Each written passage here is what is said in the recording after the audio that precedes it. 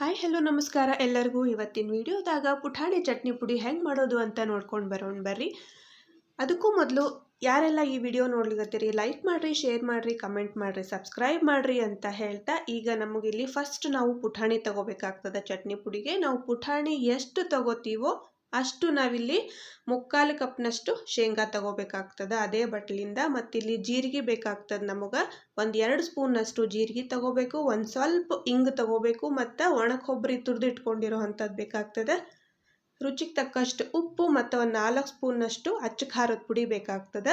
ಈಗ ನಾವಿಲ್ಲಿ ಮಿಕ್ಸರ್ ಗ್ರೈಂಡರ್ಗೆ ಪುಟಾಣಿ ಹಾಕ್ಕೋಬೇಕು, ಮತ್ತು ಇಲ್ಲಿ ಶೇಂಗಾ ಹಾಕ್ಕೋಬೇಕು, ಒಣ ಕೊಬ್ಬರಿ ತುರಿದಿಟ್ಕೊಂಡಿರೋ ಅಂಥದ್ದು ಹಾಕ್ಕೋಬೇಕು, ಮತ್ತು ಜೀರಿಗೆ ಹಾಕ್ಕೋಬೇಕು. ಮತ್ತಿಲ್ಲಿ ನಾವಿಲ್ಲಿ ಅಚ್ಚ ಖಾರದ ಪುಡಿ ಹಾಕ್ಕೋಬೇಕಾಗ್ತದೆ, ಒಂದು 4 ಸ್ಪೂನ್ನಷ್ಟು ಅಚ್ಚ ಖಾರದ ಪುಡಿ ಹಾಕ್ಕೋಬೇಕು. ಇಲ್ಲಿ ಇಂಗು ತಗೋಬೇಕು, ನಾವು ಇಂಗು ಹಾಕ್ಕೋಬೇಕು, ಮತ್ತು ರುಚಿಗೆ ತಕ್ಕಷ್ಟು ಉಪ್ಪು ಹಾಕ್ಕೋಬೇಕು. ಈಗ ಎಲ್ಲನೂ ನಾವಿಲ್ಲಿ ಗ್ರೈಂಡ್ ಮಾಡ್ಕೋಬೇಕಾಗ್ತದೆ. ನೋಡ್ರಿ, ಈಗ ಪೂರ್ತಿಯಾಗಿ ಇಲ್ಲಿ ಗ್ರೈಂಡ್ ಆಗಿದೆ. ಈಗ ಒಂದ್ಸಲ ನಾವು ಸ್ಪೂನ್ ತಗೊಂಡು ಎಲ್ಲನೂ ಮಿಕ್ಸ್ ಮಾಡ್ಕೊಳ್ಳೋಣ ಅಂತ.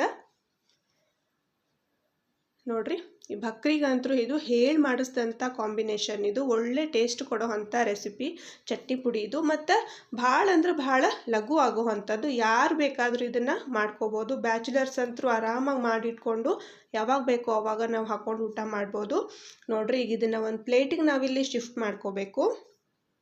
ಈಗ ಇಲ್ಲೆಲ್ಲ ನಮಗೆ ಸ್ವಲ್ಪ ಗಂಟಿರೋದ್ರಿಂದ ಎಲ್ಲನೂ ನಾವು ಬಿಡಿಸ್ಕೋಬೇಕಾಗ್ತದೆ. ನೋಡ್ರಿ,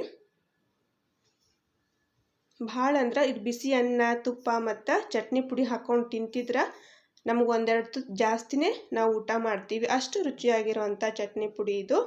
ನೋಡ್ರಿ, ಭಾಳ ಅಂದ್ರೆ ಭಾಳ ಈಸಿಯಾಗಿ ಇರೋವಂಥ ರೆಸಿಪಿ ಇದು. ಮತ್ತು ನಾನು ಮುಂದಿನ ವಿಡಿಯೋದಾಗ ಸಿಗ್ತೀನಿ. Thanks for watching.